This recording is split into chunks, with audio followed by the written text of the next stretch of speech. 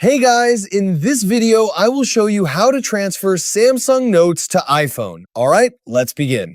First, open the Samsung Notes app on your Samsung device and select the note you want to transfer. Next, tap the Share feature at bottom. From here, you can choose the format of the note you would like to share. You can select Form all sorts of formats, but in case of iPhone, we'll select text.